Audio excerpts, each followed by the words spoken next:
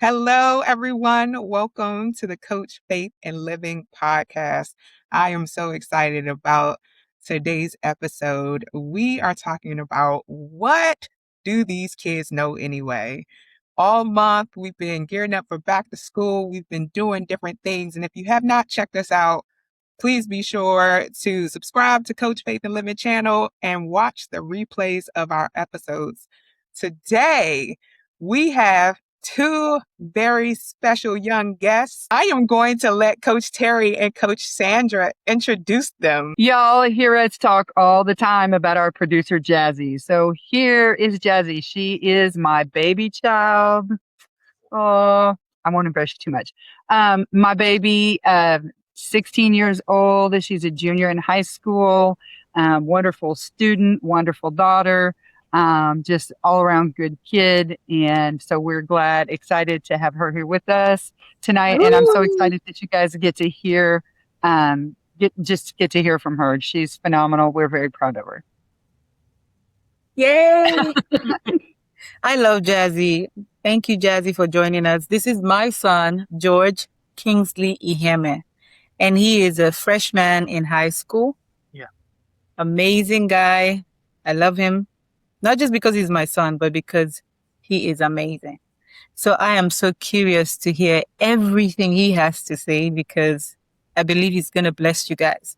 So thank you all for watching.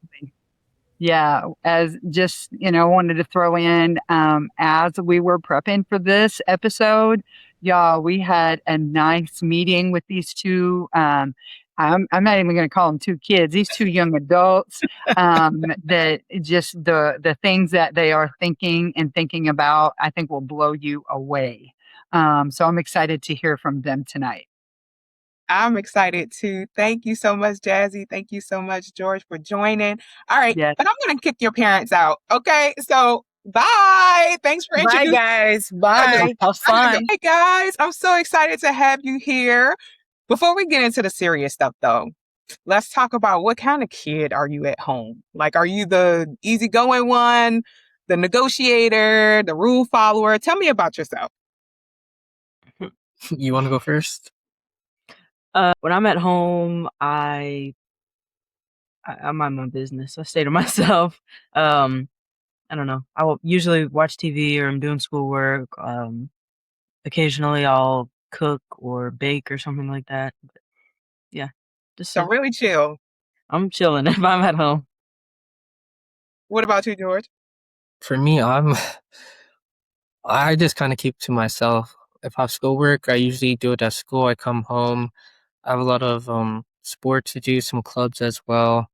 I have to cook because I need to get the whole foods because I'm doing sports. Mostly I just like eating whatever my mom cooks. So I just kind of keep to myself whenever need be, and I make jokes with my family. Do you respond better when your parents explain why? Do you give choices, space? What kind of talker are you? How do you respond to your parents and how do you best respond to them? For me, it's been the way my parents discipline me usually is it's in a way that I can understand them and why they're doing it, but in certain moments and certain instances you kind of have to ask, okay, not exactly why are they doing the punishment, but why exactly are they acting the way they're acting. And sometimes my mom or dad does certain stuff to punish me, I guess, or to help me learn from my mistakes. And I'm like, in this way, I think it would be so much more better. So why are you doing it this way? Mm. So I kind of want to know why for those reasons.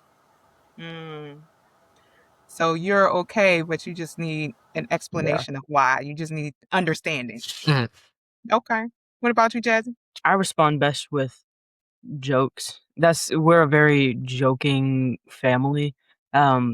Usually me and my dad, we make a lot of jokes with each other. That's how I respond best. That's how they get me to talk to them. I think a lot of kids feel like when their parents don't tell them things, that's when they lose trust in their parents.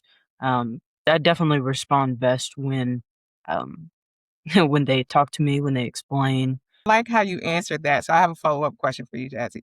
So what is like your deal breaker? I know you're a kid, but like what makes you shut down? What does not work for you?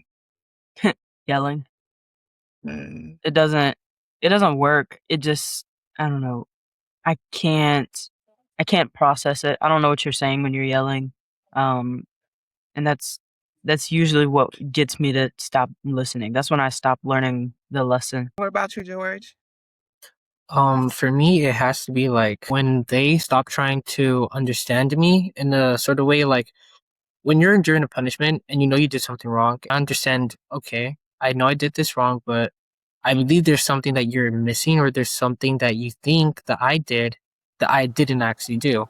And when I try to communicate with either of them and they don't try to understand me, but instead try to get their point across, that's kind of my like, I I just can't handle that because I want to get us to a certain like conclusion or a certain point where I'm like, okay, I understand what you're trying to say, and you understand what I'm trying to say as well. So I go away with the lesson, and you go away with a better understanding of me and what we're doing and the situation that we're in. But instead, if you're just like, oh no, you did this wrong, I believe you did this wrong, and this is how we're gonna fix it, it just sounds like I don't have a voice in it, and I'm just there for what you decide. So it's my deal Mm. breaker. So George, let's talk about like that prejudgment when you talked about, just someone just deciding that you're wrong. Have you ever encountered that with just an adult other than your parents? And what do you wish adults would do differently in moments like that? Oh, yes, I have. One moment that really comes to mind was when I was a child and I was in a daycare and I was getting like bullied by several other kids. And the person that was leading the bullying was actually the son of the daycare's management. So I really couldn't do anything. And because of that, the caretakers, they believed that I was the troublemaker. And so one time when everyone else went on like a movie field trip, they sat me in a little corner and told me to take a little siesta and, you know, leave me there.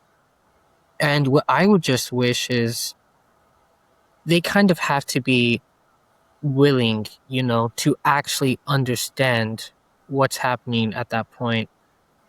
Because whether they understand it or not, if you get the sense that, okay, I'm trying to meet them and they're trying to meet me, at some point you both get that, okay, no matter what happens, we'll at least be able to make that sort of, hey, I got your back and you got mine, and I know what you did is wrong, but I'm trying to understand why you did it and what we can do to make it better next time.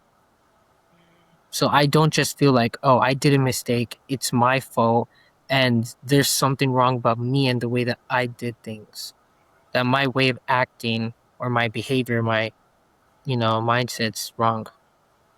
Mm, that's good. Thank you for sharing that. I think about a quote. I'm quoting my age now, but there was a quote by the Black Eyed Peas when I was younger that would say, "Lack of understanding leads us away from unity." And that's what I think about when you share that story. Is just when you don't try to understand, when you don't try to seek the other person's perspective, even, as a kid with an adult, it still leads away from unity. Jazzy, would you like to chime in about that? What do you wish that adults would do differently in moments like that? Um, I definitely think, just piggybacking off of what George said, it definitely is the lack of understanding. That's what I feel like that's a big divide between all kids and adults, because there's some things that you know when I did it, it made sense to me, and okay, I can understand where I went wrong, but if you're not trying to understand, then you can't fix it. So if I say, well, this is why I did it, and you're not hearing me, and if you don't understand, then you haven't really fixed anything. I think that adults rarely try to understand kids, and they usually try to make us, they try to make us the villain. It's almost like they're desperate to make us guilty. like we're kids, so we couldn't have done it right the first time. We couldn't have gotten to the right result. So I think that adults need to be careful about how they treat kids. Just understand them. Just make an attempt. That is so good. Thank you for sharing that. In our earlier episodes in the podcast, when we were just talking from the coach's perspective, sometimes we as adults, we forget that you are also human. And it can be sad, just watching the prejudgment of kids by adults. And I'm so glad that I am able to interview you so we can hear your perspective, so we can gain more understanding and work intergenerationally, so that we can bring healing and unity into our homes. So we talked about some understanding that brings unity, but is there another ingredient that you would say that would develop trust between adults and kids? What would make you feel safe enough to trust an adult or your parents? I think the conclusion I usually come to is I typically give adults trust.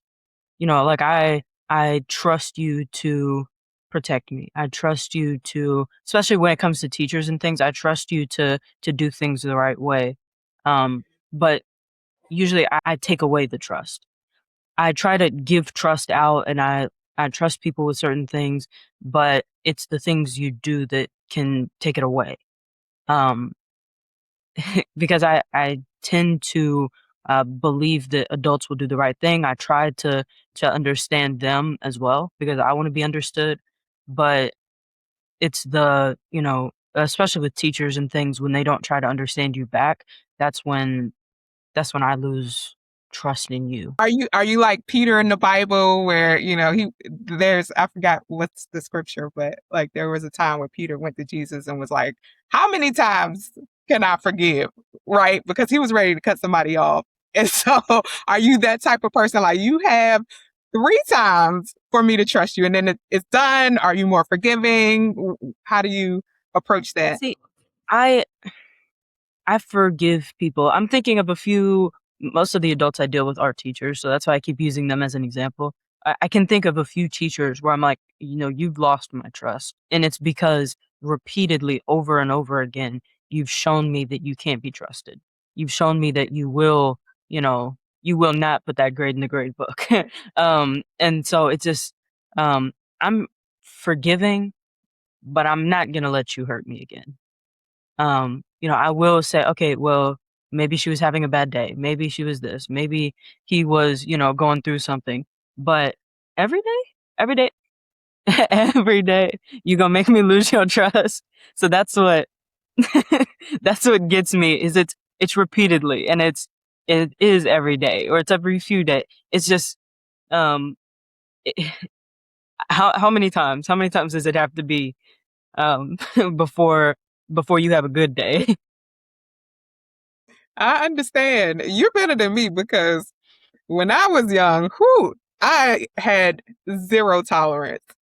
Zero tolerance. So if you did something to me that was a breach of trust, that was it. Like I did not trust you anymore. I was not forgiving. Thank God that, I've grown wiser and learned that that wasn't healthy. But no, you are way more forgiving than me. What about you, George? For me, to have my trust, I have to get the impression that you sincerely want the best for me as a person. And that takes a lot of sacrifice. I can't just, especially with the experiences that I've gone through, um, I kind of relate to what Jazzy said in the sense that somebody, if their character just gets in the way of you being able to actually connect with them and being like, okay, I can hold you to this set of standards. I know you're going to do this every single time because that's who you are. If their character isn't like that, then even if I may be forgiving of your faults against me or the things that you do against me, I can't trust you to hurt me. That's basically like giving you a knife and saying, oh, yeah, I know you're going to stab me, but I still forgive you for it. If I know teachers, students, principals, my parents, anybody that I can say, okay, I'm pretty sure no matter if they do something wrong, no matter if what they're doing, they think it's right, but if I know they have the best of intentions, I can give you that type of trust that in any situation or most situations you would sacrifice for me.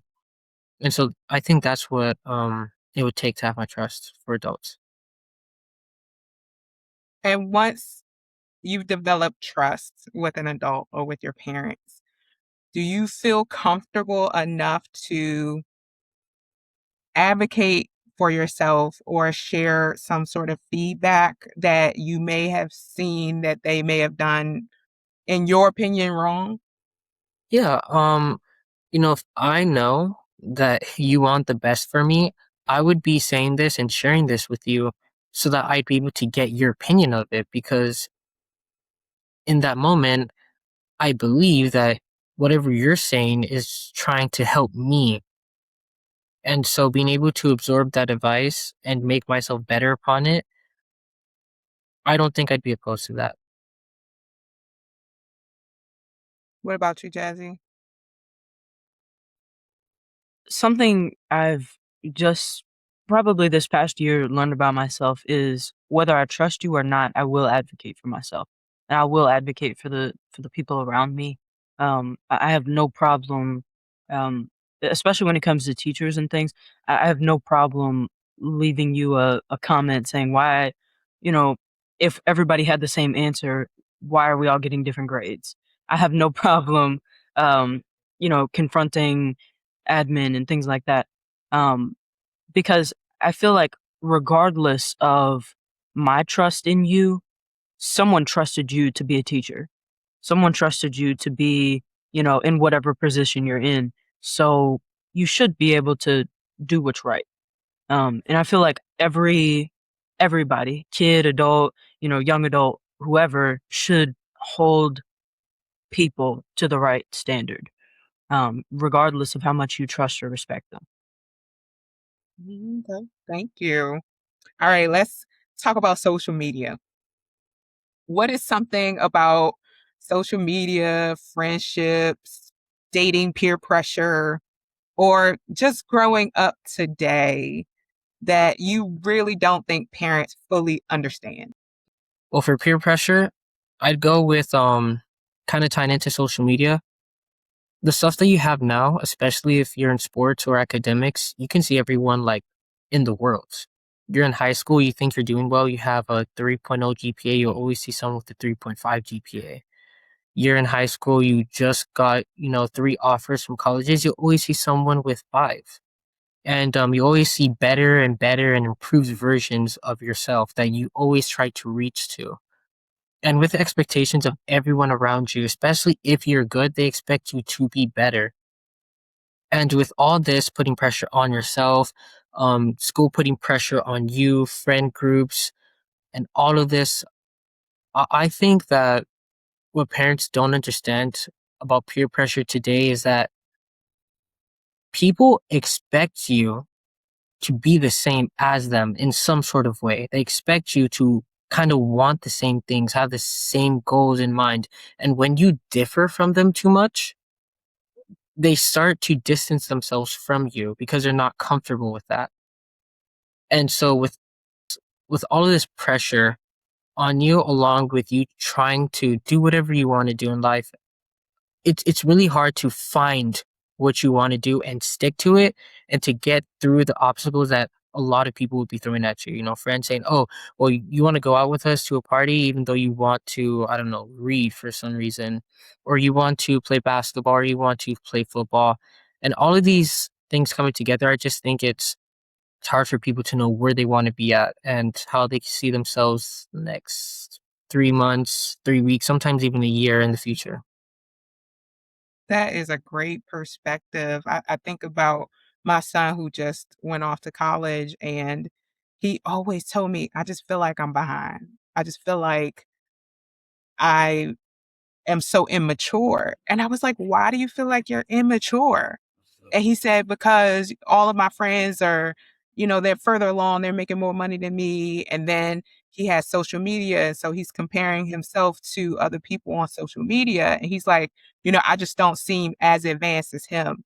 And that's a lot of pressure. But I think, and I would love for you to, Jazzy, to speak to this too. I think that I will attest that sometimes we as parents and adults, like we discredit that pressure and we say, oh, that's not important.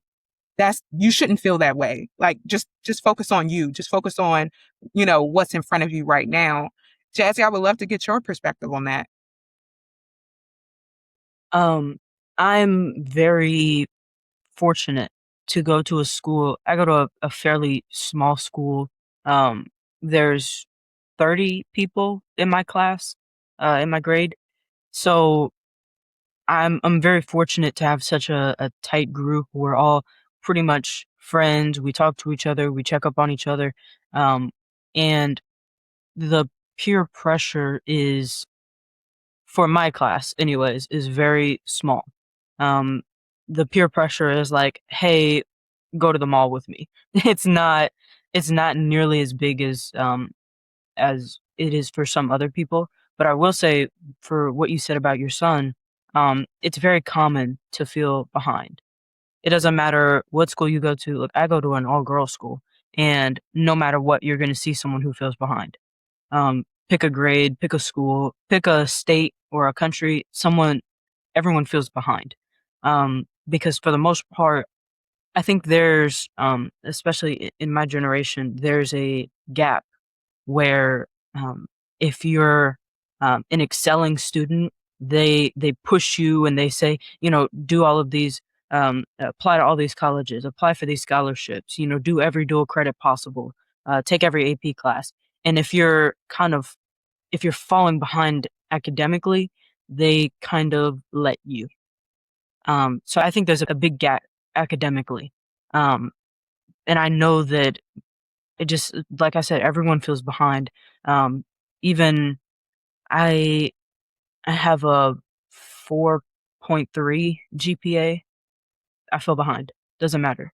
It doesn't matter. I always feel behind in a class, or, even because I focus so much on academics, I fall behind usually socially. I don't have social media. I don't have a social connection usually. Um, so no matter what, there's always an area that's going to feel behind. And I think the one thing, going back to the original question, the one thing that's kind of different about us growing up is it's all dangerous. Anything that you want to do, if you do it too much, it's dangerous. If you scroll too much on social media, it's dangerous. If you go outside, it's dangerous. If you go to school on the wrong day, it's dangerous. Um, and I think that's contributed to the um, kind of the generational separation we have going on, where even though you're the same age as me, I don't feel a connection to you. Or, we go to the same school, but I don't really know you like that. And it's kind of pushing us all away from each other, because no matter what we do, if we go to a football game, it's dangerous, or a pep rally, it's dangerous. We kind of have learned to distance ourselves, from each other, because we don't want to form those connections. I don't want to risk losing you. I don't want to, does that make sense? So that's kind of how I feel. It's so different from when our parents grew up, um, where the most dangerous thing was being out, when the street lights came on. So, The um, most dangerous that, things were probably our parents. yeah. um, but now the most dangerous things are the other adults around us, and the other kids who have been around too many adults. It's just it's weird, because you used to be able to trust your friends' parents.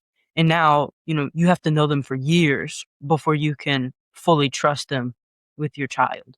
It's just um it's so separated, and it's kind of sad, because I have one friend group of like 5 girls, and those are my friends. Those are pretty much my only friends. And I talk to other people, but those are my true friends. But Mm, this is so good. We have to do a part two, okay? We have to do a part two. But as we wrap up, what is one takeaway or one thing that you want to leave with adults for them to have better relationships with teens or with kids? I think one thing, if I had to say anything, this is one thing I'd want you to know so that you'd be able to have a better relationship with your kids. It'd have to be that you have to be near them. Like, that's a thing. A lot of people think that parenting is just learning how a child behaves, trying to steer them in the right direction. They kind of see them symbolically instead of as a human that needs constant, stimulation, I guess, in the right direction. If you get what I mean. Like, I was just talking to somebody and they're like, that they were talking to me about what they'd want to do if they'd have kids, and they're like, okay, well, if I wanted to have kids, I'd name him after me and I'd try to grow him to be as close to me as possible. And I was like, don't you know that your child will also be like an individual himself? And that's the kind of thing. Every single child is different.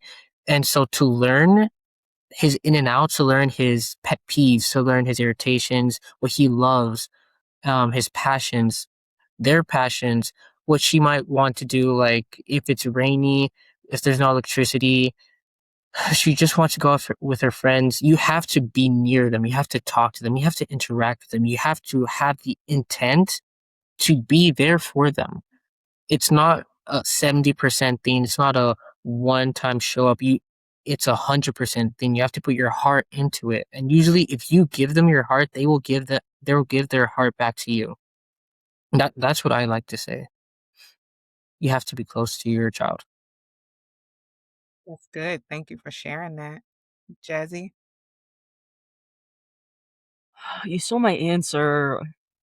um, no, I have something pretty similar. I think when you get the opportunity, spend time with your kids. Find something that they like to do. Yesterday I was at school and I was talking to one of the assistant principals, and she had Legos on her desk, and I love Legos, so I had to point them out. I said, "Oh, so you like Legos?" And she said, "No, not really, but my son likes them, so I buy them and we build them together." I was like, "Aw, that's so that's so nice that you found something that he liked to do and you said, 'Oh, do you wanna do it together?'" Even if it's like, "Oh, my kid plays basketball, so I go and I watch the games." Like, is that so hard? Just go, and when you have time, just do something that they wanna do. And I think that's the best way to bond with your child. When I was young, me and my mom would go to Michael's and we do like arts and crafts on Saturday and stuff, and it'd be really fun, because that was something that we could do together. So I think my one piece of advice for parents is find something they want to do and do it with them, um, because it's a good way to bond with your child. And like George said, spend time with them because you don't know what they're thinking or what they're feeling or how they're actually doing, um, unless you're around them. So, That is so good. Thank you so much. Like I said, what do these kids know anyway? Clearly, they know a lot. And so, thank you so much, Jazzy. Thank you so much, George. Thank you all for watching. Be sure to tune in to part two. See you next time.